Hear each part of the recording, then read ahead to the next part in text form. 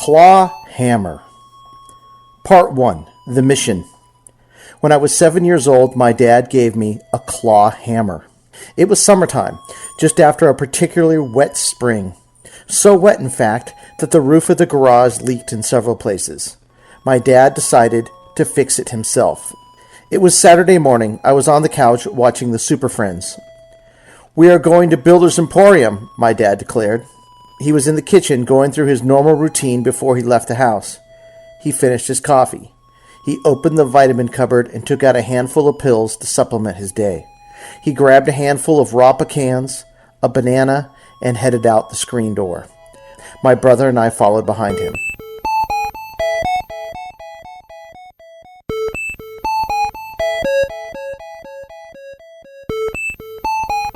We climbed into my dad's four-door International pickup truck and headed out on whatever quest he had in mind. As we drove, my dad told us to plan. "We need to fix the garage roof, and you two are going to help me." My brother and I stayed silent, listening to hear what this meant. "Before I met your mom, I worked on roofing jobs in Seattle. We can fix the entire garage roof ourselves."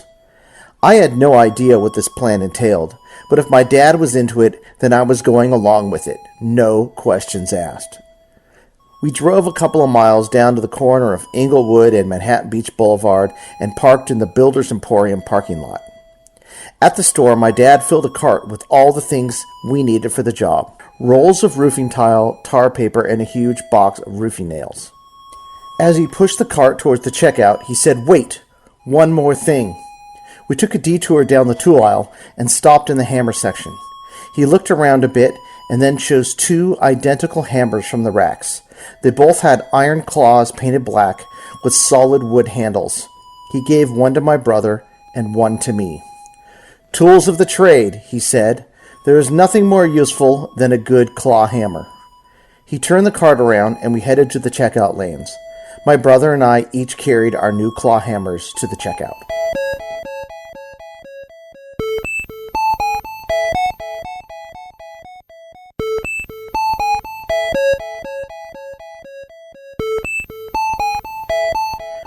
Part 2. The Work Site.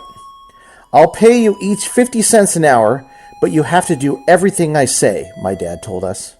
My brother and I were standing in the back behind the garage, next to a pile of roofing supplies, listening. "First thing, get your hammers." My brother and I both went for the supplies at the same time. I reached for my hammer, but my brother was sure it was his. We were 7-year-old twin brothers who shared everything. Sometimes we just wanted to stake a claim to something of our own. We started to argue. "That's mine," I said. "No, it's mine," my brother responded. I grabbed the handle and my brother grabbed the claw, each pulling in the opposite direction. "Stop," I said. "No," my brother said. My dad quietly watched us for a bit, then he spoke. "Do you want me to get you two girls a couple of purses so you can fight this one out?" It was inappropriate. It was not politically correct in the least. But it was totally my dad. It stung, and it worked. I stopped in my tracks and let go of the hammer. My brother took it, and I picked up the identical one next to it. It felt good in my hand. Solid. The wood was smooth, and the slight curves on the handle were inviting to hold. We both stood at attention and listened to what my dad had to say next.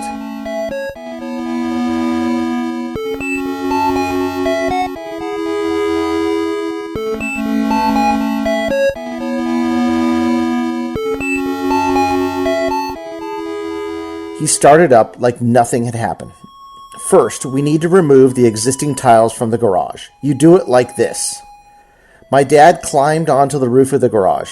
It was a very short climb, as the back was about 8 feet higher in elevation than the ground the garage stood upon. This meant you could easily access the roof from there. Even 7-year-old boys could do it with the help of a step stool. My dad stood up on the roof and walked over to a row of tiles. He sat down and started pulling up on one of the rectangular pieces. The tile gave way just enough to pull out the end of the existing nails. He then slipped the claw hammer underneath them and yanked them free. Then he grabbed the tile with a gloved hand, freed it, and tossed it into the brush of the back. He put the old nails in an empty Folgers coffee can. "One down, 1,000 to go," he said. "Now get up here and get started." Besides a hammer, my dad supplied us both with a pair of gloves and a pair of goggles, just in case something got near our eyes. My brother and I both climbed up on the roof using a step stool and started working. Under the mid-morning sun, sweat came easily, and the goggles fogged up very quickly. I had to remove them several times before I finished even one tile. The first tiles were difficult, but after a few, we got the hang of it. I jammed the claw of the hammer underneath the tile and twisted it down, pushing the handle towards the garage roof. The tile sprang up, exposing the nails that had once held it in place. I removed the nails with my gloved hand and put them in the coffee can, just like my dad showed me. What would have been impossible for a 7-year-old kid without the tool became a simple, repeatable task with the claw hammer. After an hour, my dad announced, "You each just earned 50 cents. The idea of getting 50 cents an hour was as much motivation as my brother and I needed. Even though the sun was hot and beating down on us, we kept going for at least another 3 hours before we stopped for lunch. After lunch, we spent the rest of the day up on the roof with my dad, pulling up tiles with the claw side of the hammer, removing the nails, putting them in the Folgers coffee can, and then throwing the tiles in the backyard.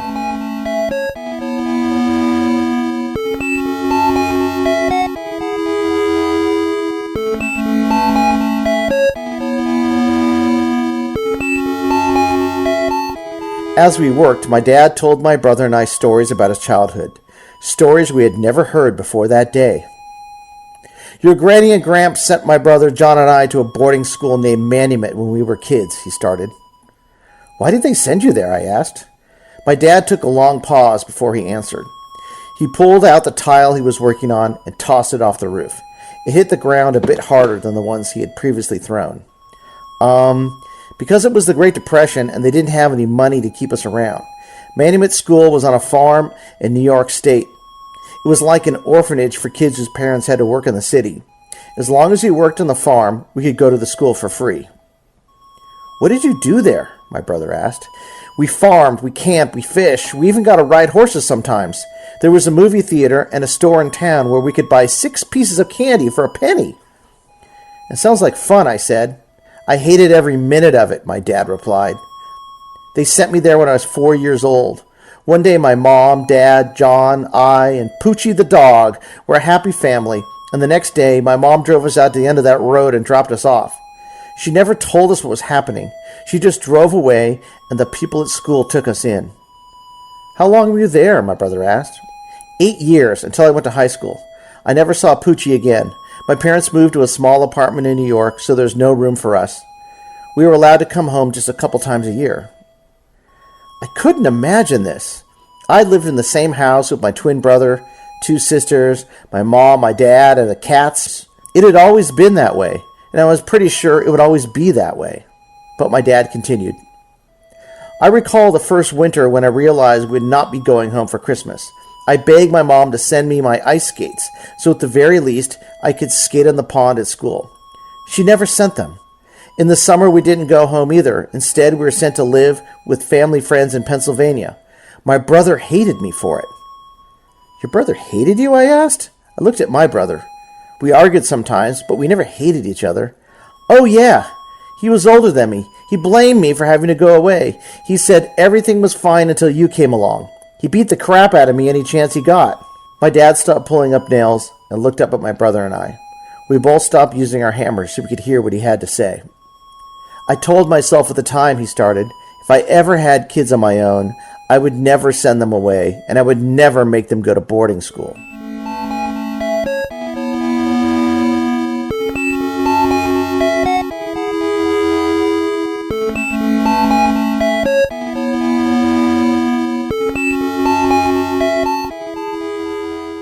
He continued his pause. Then he reached down, pulled up a fresh tile, and removed the nails. The conversation was over. My brother started back up too. We worked the rest of the afternoon. I thought a lot about what my dad had told us. It unlocked some of the mysteries about my dad's father. Now I knew why Gramps never shared any stories about my dad's childhood with me. He didn't know any. He was never around. We managed to pull up all the tiles of the roof by 5:30 of that evening. "Time to knock off," my dad said to us. "Good work, men. That was 10 hours today, so you each earn $5. Let's get out early tomorrow so we can get up here and finish the job. My brother and I went into the house and ate dinner of chili and hot dogs, our usual Saturday meal. By 7 o'clock that night, both of us were tired and sore and ready for bed. We went into our room and got out our Statomatic baseball game. $5 each, I said as I pulled the first batter from my stack of player discs. I laid down Babe Ruth on the spinner and flicked the arrow. Yeah, my brother said. What should we do? Maybe we can go to Toys R Us tomorrow, I said. Toys R Us, yeah, my brother replied. The spinner stopped on strikeout. Babe Ruth had a lot of home runs in his days, but he struck out even more. Okay, I said. We'll see if Mom can take us tomorrow afternoon. And don't forget, if we work hard enough tomorrow, we can make even more money. As always, I went to sleep in my own bed that night. It was not much of a bed, mind you, as it was just a half piece of foam mattress laid on a piece of plywood. My brother had the same. Yet sleep felt comfortable and nice. I was in my own house with my brother, my sisters, my cats, and my parents. It was not the Great Depression, and I was not at some boarding school in New York away from everything I knew and loved.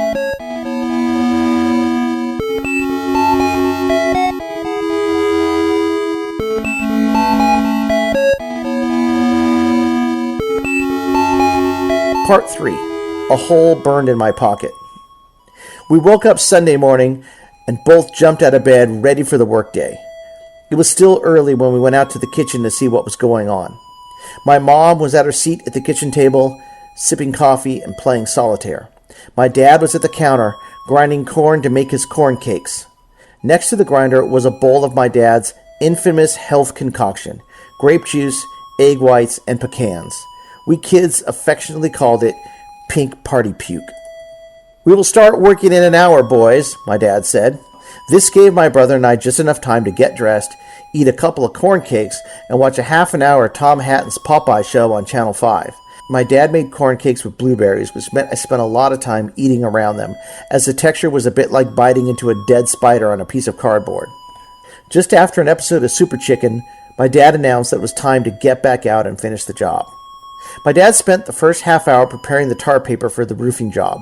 We watched him roll the tar paper approximately the length of the roof, then cut it. He did this several times until he had enough to cover the whole thing. My brother and I climbed up onto the now bare roof from the back and helped my dad lay down the tar paper in long strips and then nail it into place. After starting each nail with a few taps, my dad showed us how to swing the hammer down with the whole of our forearm, instead of just bending the swing at the wrist. By using the whole forearm to swing, we could knock most nails in with a single hit. As we worked, it was hard to think of anything else but what we might buy at Toys R Us that afternoon with the money we made from the job. What could we get? Would there be any toys from that new Star Wars movie everyone was talking about? What about some new dominoes so we could build an even longer trail to knock down? The possibilities seem endless. As we worked, my dad started his stories again, after some prompting from my brother and I. What was it like living at boarding school, Dad? We played a lot of games like hide and seek and kick the can. I loved those games, but my brother hated them. Why did he hate them, I asked. I don't know why John hated them. He just did. I always felt like if he liked those games more and played them with us, he would have not gotten killed in World War II. Uncle John was killed in World War II? My brother asked. We were nailing the ends of the tar paper down, making sure to pull it straight so that it left no creases where rainwater could slip inside. In Belgium, my dad said, in 1944, he was killed by a sniper. He won a Silver Star for bravery. I stopped to think about that. I once had an uncle named John. He was my dad's brother. He died 26 years before I ever had a chance to meet him.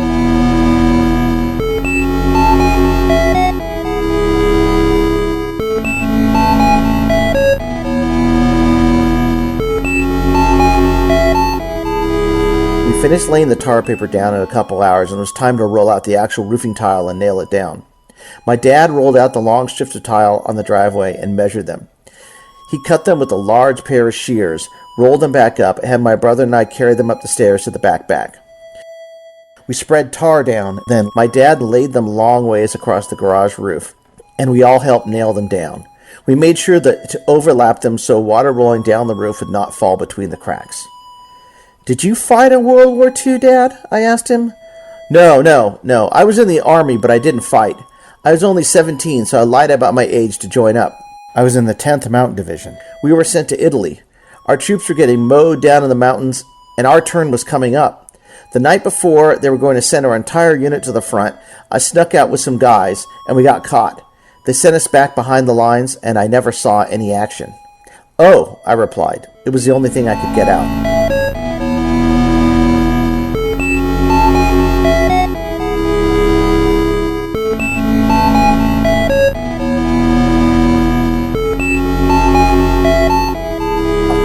My dad showed us how to line up the nails and space them out to get just enough coverage while also making them look uniform. Since the tiles were thicker than the tar paper, hammering the nails took 2 or 3 tries with a hammer. But after I got the hang of it, it became a 2-step process. Start the nail with the tap while holding it, let go, and slam the nail down with a good wallop using the forearm approach. The feeling of the nails going through the tile, paper, and into the wood was intensely satisfying.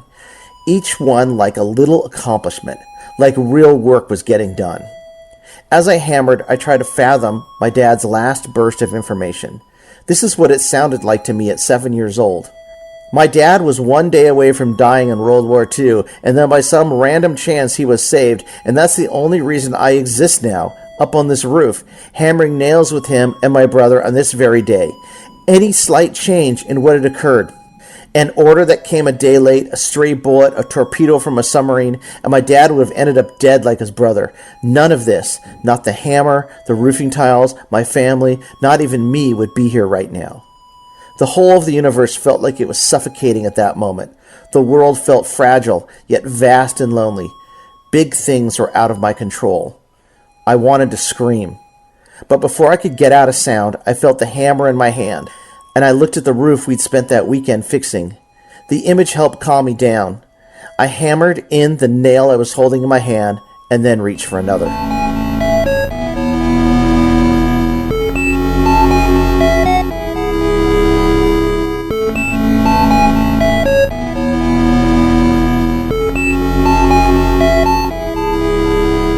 We finished the roof by 4 o'clock in the afternoon that Sunday. My dad did not say anything directly to us, but I could tell he was happy with our work.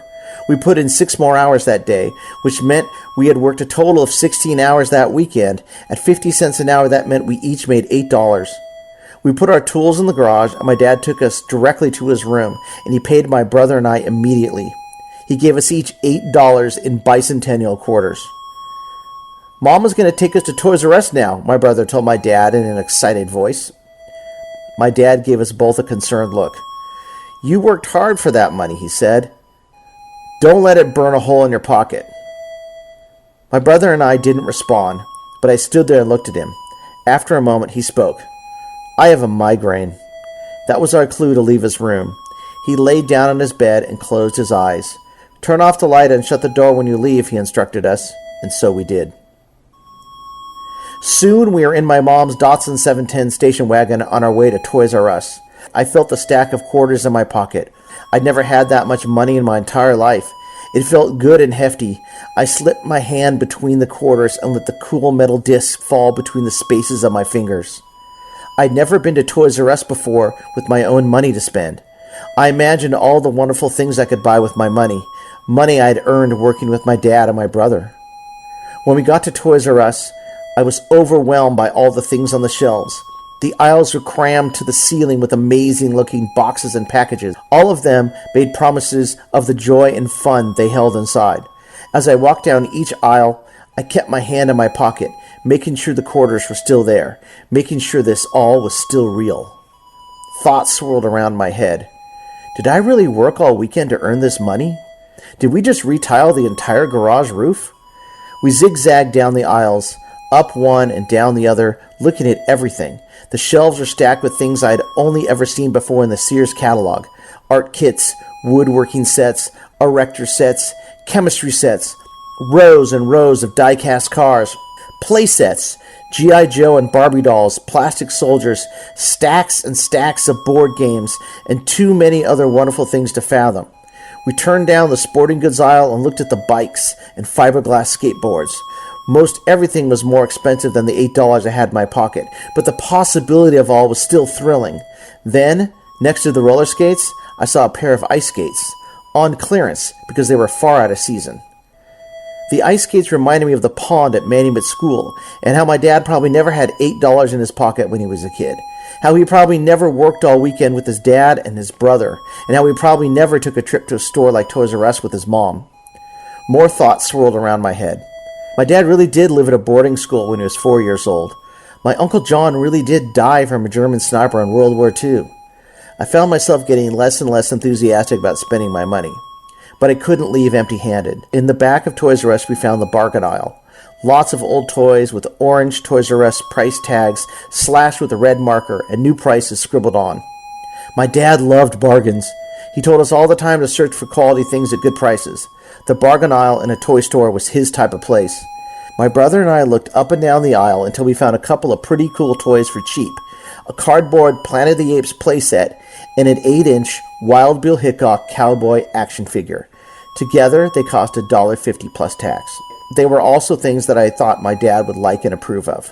We had watched Planet of the Apes together on TV, and he loved cowboys more than almost anything else in the world. We showed the toys to my mom, and she agreed that they looked like they were good for their price. My brother and I bought one of each and left the store. When we got home, my dad was asleep with a migraine in his room. My brother and I opened our toys on the living room floor and played with them for the rest of that Sunday until it was time to take a bath and watch Mutual of Omaha's Wild Kingdom. When my dad emerged from his room just before bedtime, we showed him the action figures and play sets we had bought with the money we had earned over the weekend. His migraine had broken, and I saw a rare smile on his face as my brother and I showed him our purchases.